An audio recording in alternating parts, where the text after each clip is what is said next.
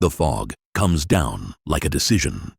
It settles over Benedict Canyon with the stubborn weight of wool, softening the lamps that line the long, high road to the Wilding house.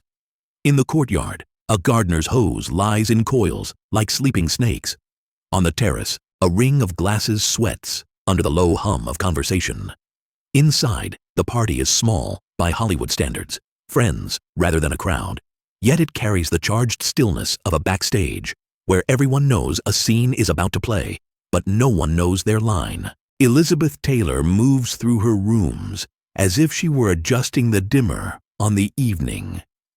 She is 24 and already timeless, home and host in one pair of small, quick hands. The dress is pale. The eyes are not.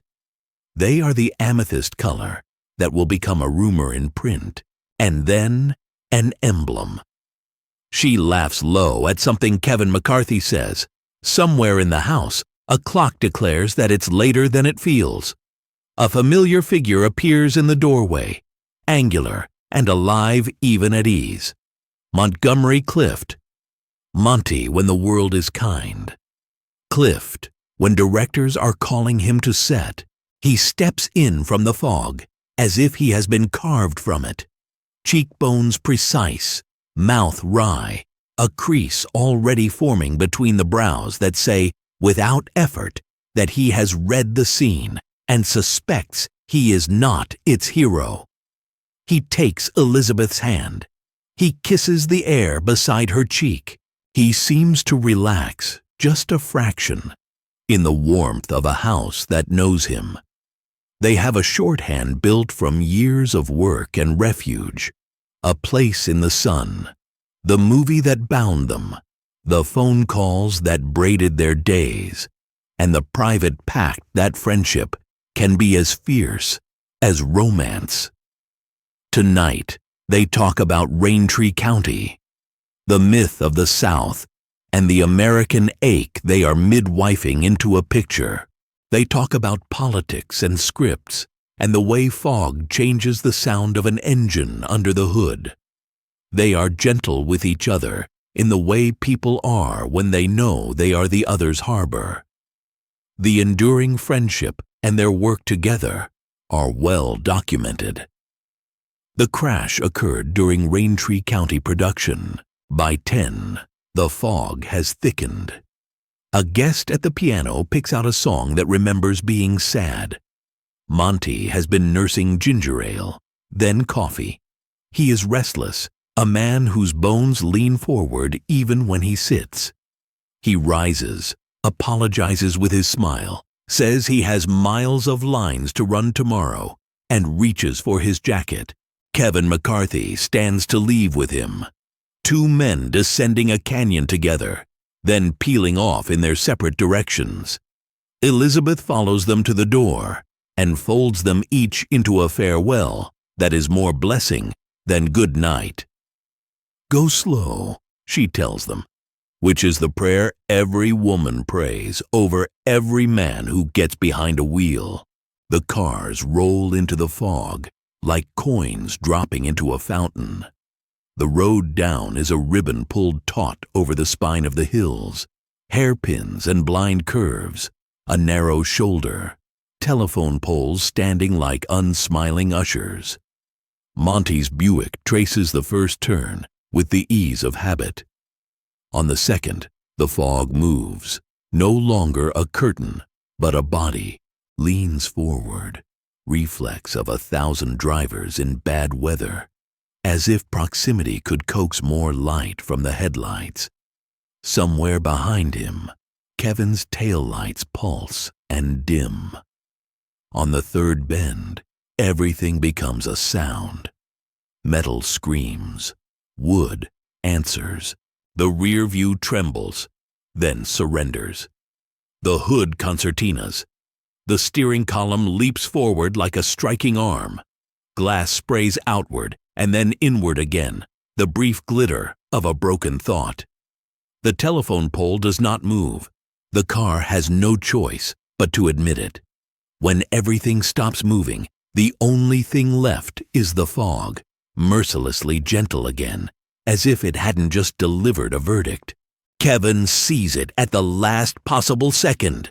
The car, at a wrong angle, its nose embedded against the pole and the low wall of the hillside, its back wheels skewed in protest. He brakes in a soundless panic and is out of his car before the brake lights finish blooming. In the Buick, Monty is folded into the wreck like a man trapped inside a photograph. The dashboard has come in to meet him. The windshield has ended a conversation with his face. There is blood.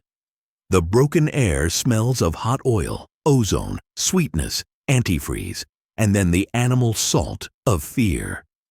"Monty," Kevin calls, finding his friend's name and losing it on the fog. Monty makes a noise that has no English in it.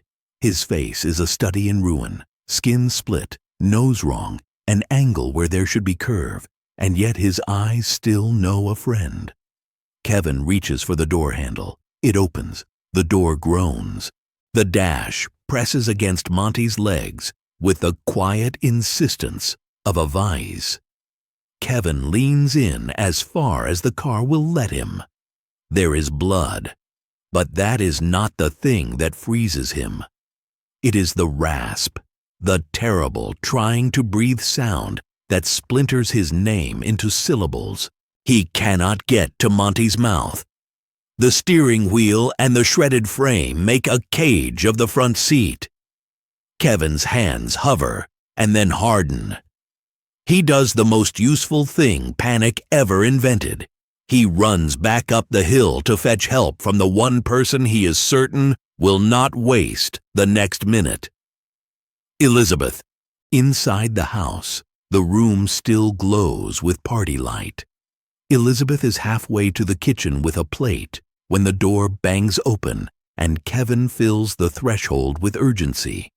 He is not a man who startles easily. The expression on his face tells her everything and not enough. She doesn't wait for the full report. She is already moving. Past Kevin, through the cold, down the hill, the hem of her dress shocked dark by the fog. The scene resolves as she runs. A car bent around a telephone pole. A man inside at the exact point between hurt and dying. And a friend beside him who has failed at the physics of reaching. The headlights make brittle cones in the fog. The Buick ticks as it cools. It smells like a kitchen that's been turned into a battlefield. "Monty," she says, and the word touches his cheek before her hand does.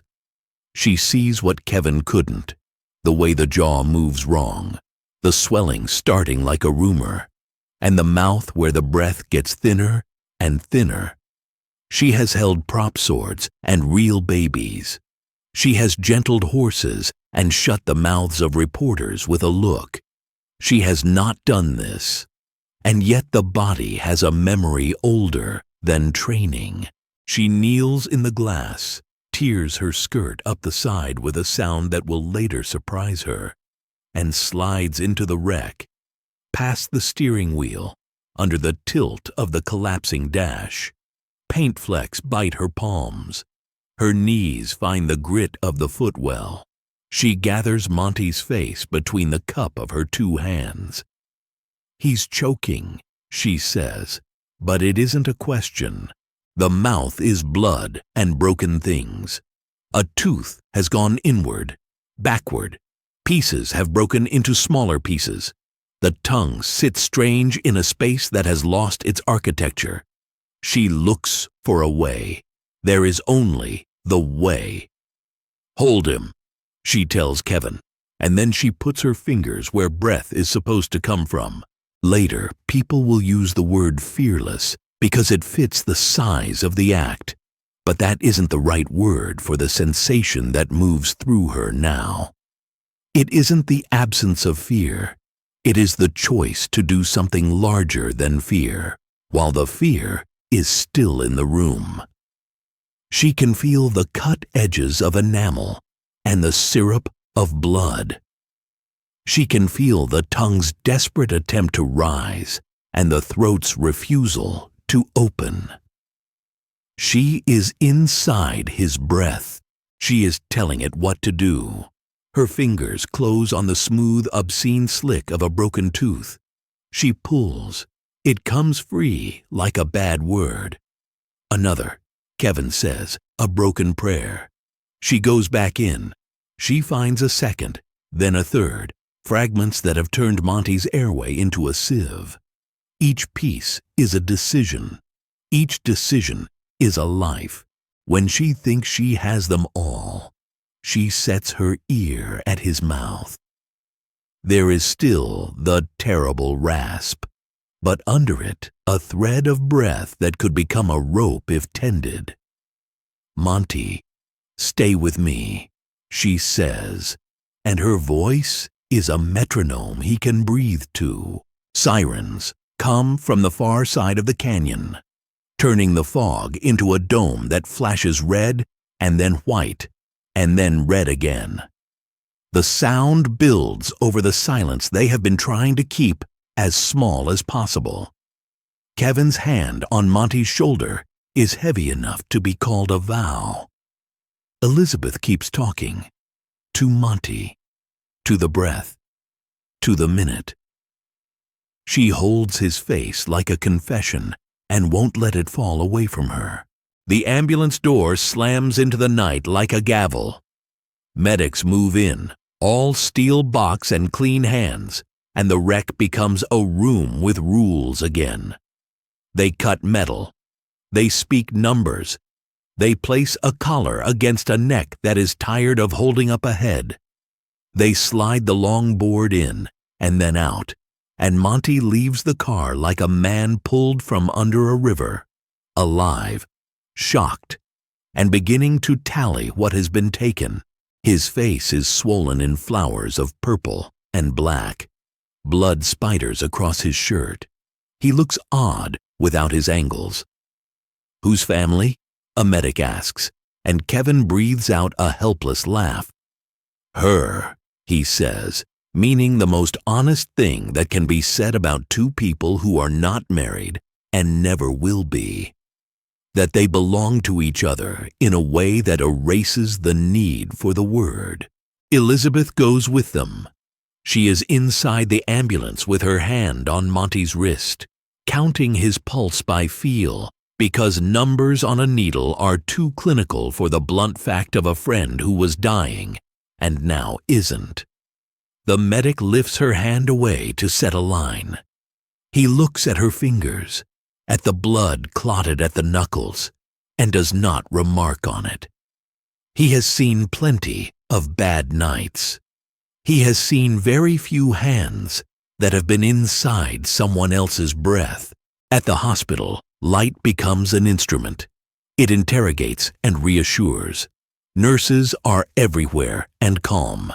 A doctor says jaw and nose and fracture and lacerations. The list is long, though not as long as the silence between each item. Concussion, fractured sinuses, cheekbones. The doctor says, "We fix the airway first," and Elizabeth nods as if accepting direction on a set she helped to build. She remembers that there are calls to make, but she will not leave the hallway outside the room where Monty moves through the choreography of triage. On a bench, under a clock that insists on being watched, Kevin sits with his hands clasped like a schoolboy's.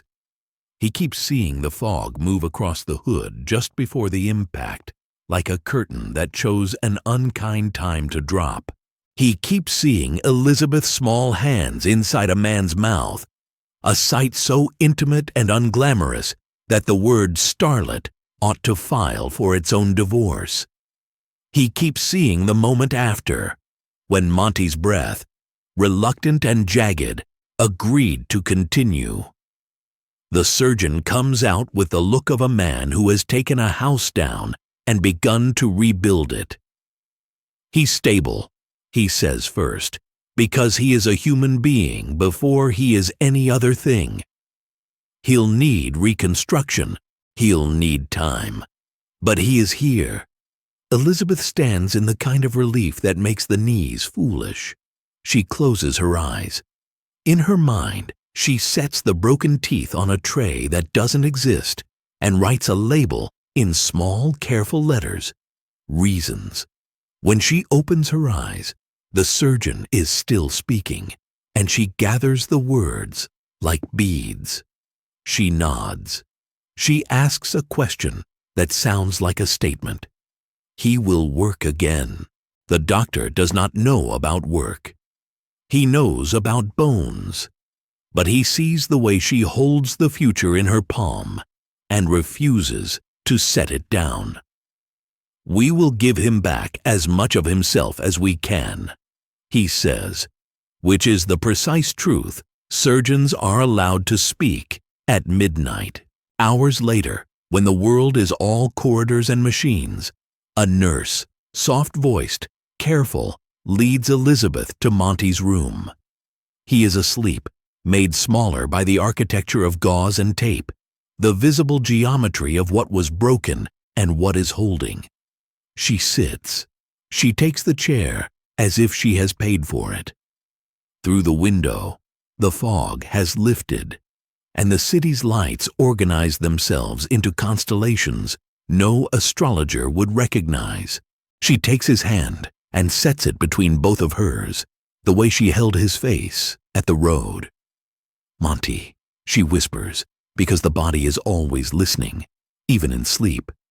"Stay, please." He does. In the haze of morning, the story begins to move through town like breath after a scream. Phones ring in kitchens where agents have hung their ties on the back of a chair. Studio men reach for their calendars and then abandon them. A reporter at a payphone writes a lead that will get the names right and the order wrong.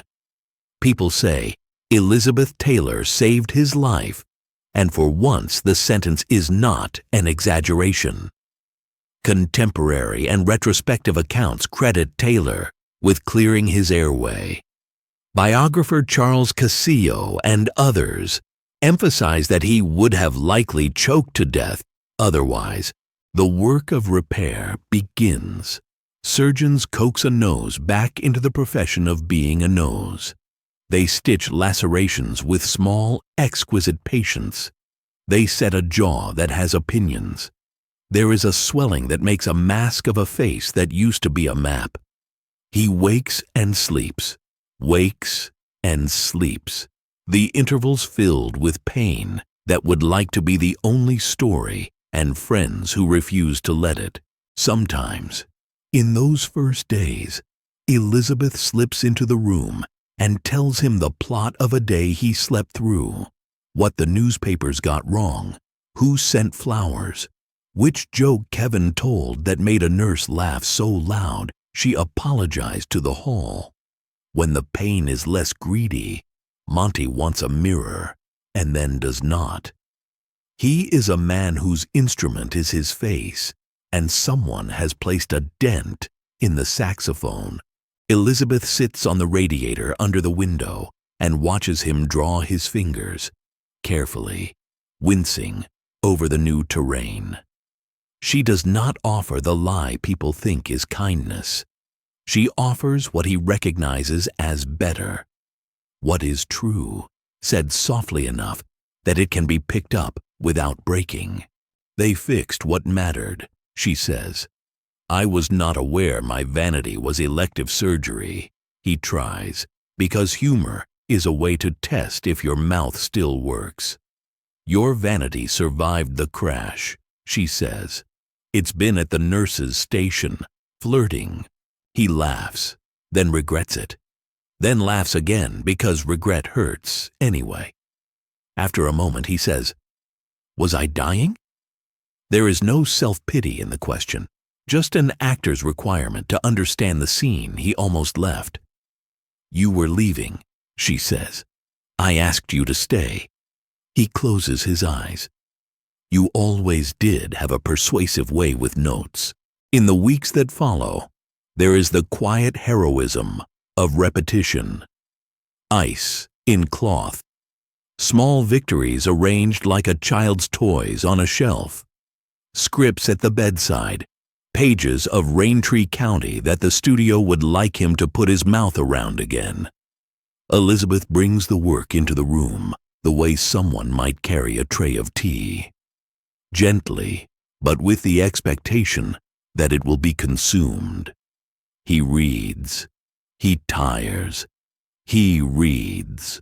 She marks the margins with the pencil whisper of a friend who has read his rhythms and knows where breath will sit in the line. When the day comes that he returns to set, the world looks at him as if he were a familiar song played on a new instrument. The camera is a brutally honest friend. It tells the truth without adjectives. In rushes, he can see the story of his own face, how the old angles have softened, how the light lingers in new places, how the man who walks toward the lens has something behind his eyes that the boy did not. He is both less and more beautiful, less in the cheap sense, more in the way that beauty sometimes looks like survival. He does not walk onto the soundstage alone. Elizabeth is there, in costume, in the character's hair and the actor's bones. She moves to her mark with the uncanny rightness of someone arriving at a place no one else could have found for her. Between setups, she brings him water, lines, jokes. In the scene, she brings him the one thing that made him famous in the first place, the feeling that someone is truly seeing him. The camera loves her for loving him. It has always been that way. Now, the world understands why. When he falters, which is to say when pain reminds him that morphine and courage are cousins but not twins, she is near enough to be borrowed. She says, under her breath, just for him, stay. It is the lines between lines that make their work together holy. Gossip columns, allergic to nuance, decide to call everything that happens from this moment forward a comeback or a decline, as if a life couldn't hold both. Monty learns to carry his suffering like a violin case, obvious, portable, heavier on some days than others. Work is harder, then sharper, then stranger. He finds notes in scenes he didn't know existed. Some nights, he sits with Elizabeth on a porch, or a step, or the hood of a car that isn't moving, and they talk about how fame is noisy and mercy is quiet, and how the trick is not to confuse which you need more. Sometimes, at parties, people approach Elizabeth with the soft-focus reverence people save for saints and myths. They look at her hands. She can feel them wondering how those hands felt when they were doing the opposite of glamour. She does not flinch from the memory. She carries it without display, the way a woman carries a child to bed after the child is asleep, without need of witnesses, without the possibility of applause. Years unspool. There is tenderness and there is damage, intertwined like vines, each borrowing the other's ladders. In the middle of it, there is that one night in the canyon when fog impersonated fate, and she contradicted it. No one can unspool that part. It is a knot that holds. If you ask Kevin McCarthy, years later, to tell the story, he starts with sound. The sound the car made when it surrendered to the pole. The sound his own breath made when he realized he couldn't reach his friend's airway. The sound Elizabeth's shoes made on gravel as she came down the hill like an answer. He tells it straight, the way an actor confides a note from a director he loved. He says the part where she put her fingers into a man's throat without hesitating was the bravest thing he ever saw. Kevin McCarthy's presence, the hairpin turn, and Taylor's intervention are detailed in standard references. See the consolidated summaries and biographies. If you ask Elizabeth in certain moods, she shrugs in the particular way heroes shrug. She says, anyone would have. She knows this is not true, but she believes it as a political position, that goodness can be universalized if you talk about it as if it already is. She does not keep the teeth. She keeps instead the habit of showing up. Monty, when he is kind to himself, calls that night his second beginning. When he is unkind, he calls it the hinge on which everything eventually swung the wrong way. Both versions are true. The way a house can be both shelter and the site of last year's terrible argument. When he works with a new gravity, as if each scene must carry its weight while it still can. On the good days, he surprises himself. On the bad ones, he surprises other people by coming anyway. What endures is the ordinary extraordinariness of what she did. Not a stunt, not a pose, but the work of the body on behalf of another body. It is the opposite of the movies and exactly why we love them. It is the reason that, for decades afterward, when an interviewer asks Elizabeth Taylor about stardom and jewels and empires and men with famous names, she will answer politely and then soften when the subject turns, finally, to a friend and a fog, and the tiny laboratory of a man's mouth where she conducted an experiment and called a life back into the room. Multiple reputable retrospectives, including Time, Life, and Vanity Fair, recount the rescue and its significance in their friendship. And if you stand, impossibly, illegally, at the precise bend in Benedict Canyon Drive where wood once defeated steel, you will hear nothing now but wind through leaves and the far complaint of a dog 3 blocks down. The pole has been replaced, the asphalt smoothed, the guardrail strengthened. The night is rarely fog like it was that night, but there is a feeling at the edge of the turn that some part of time remembers. If you arrive late, as Kevin did, you will imagine the wreck and feel your pulse hurry for a man who is no longer there. If you arrive in time, as Elizabeth did, you will feel the small prick of glass through the skins of your palms, and the warm horror of blood, and the sudden, immortal ordinariness of doing the next necessary thing. There is a story Hollywood tells about itself, that it can rescue you from the most ordinary life and make your face larger than a wall. There is another story, harder to film, that sometimes the ordinary life rescues Hollywood back. On May 12, 1956, in a canyon fog that was nobody's cue, a woman knelt in a broken car and reached her hands into a dark. She did not know if the dark would give anything back. It did. It gave a breath, then another, and a friendship that had already been true, and now was proven. And somewhere in the breathing that followed, on sound stages and in hospital rooms, under newspapers and under lamplight, 2 actors who did not owe each other anything the world could itemize, kept showing up for the work, which is all heroism ever really is.